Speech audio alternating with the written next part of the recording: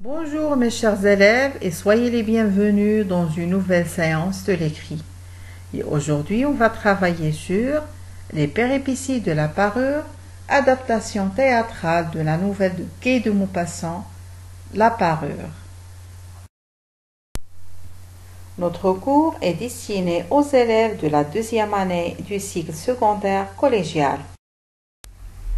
Et avant de vous proposer la consigne sur laquelle on va travailler, je vous rappelle d'abord le canevas de la scène de péripéties de la parure sur lequel on a travaillé la séance précédente. Bien. Leïla avait honte de dire à son amie qu'elle avait perdu la parure. L'Hassan conseilla à sa femme de téléphoner à son amie Fatine et lui annoncer que la fermeture de son collier s'était brisée et qu'elle avait donné à réparer. Ayant perdu tout espoir de retrouver le collier, le couple se rendit chez plusieurs bijoutiers de la ville, dans le but d'en racheter un. Ils trouvèrent un bijou semblable qui leur coûterait 90 000 dirhams. Monsieur Hassan réunit les 40 000 dirhams que son père lui avait laissés. Ils se sont obligés de vendre sa voiture et certaines fournitures de leur maison pour arriver à rembourser leurs dettes et dû emprunter le reste de la somme. C'est un engagement ruineux et ils doivent travailler très dur pendant 6 ans.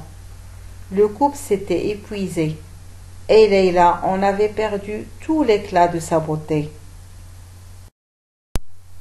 Alors, à partir du canevas élaboré précédemment, vous devez rédiger une scène comportant des péripéties.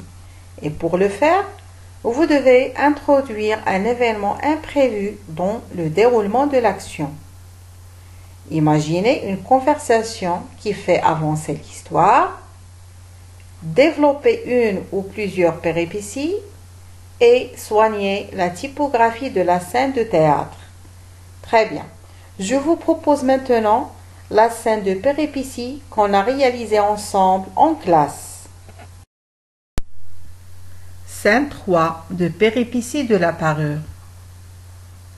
Leïla et Hassan sont chez le bijoutier, où ils trouvèrent un bijou qui leur parut entièrement semblable à celui qu'ils cherchaient. Hassan, il faut aviser à remplacer ce maudit bijou. Leïla, oui mon cher, hélas on n'a pas le choix.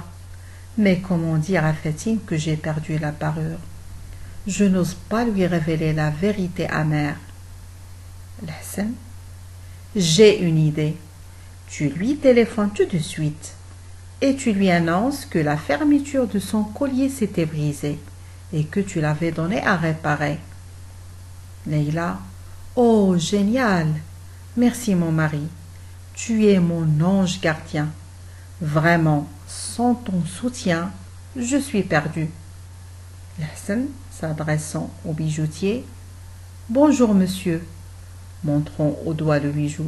« Combien coûte cette parure, s'il vous plaît ?»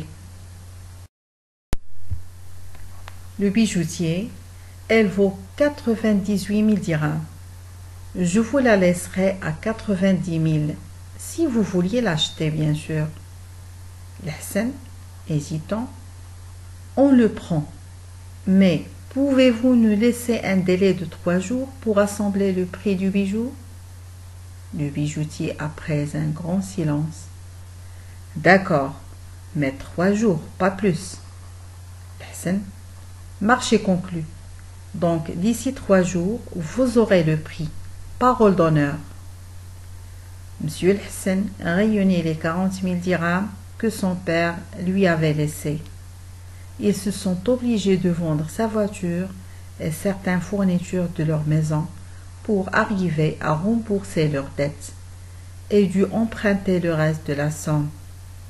Au bout de 3 jours, enfin, le prix de la parure est rassemblé et la parure est rendue à Fatine. Et voilà, notre cours tient sa fin.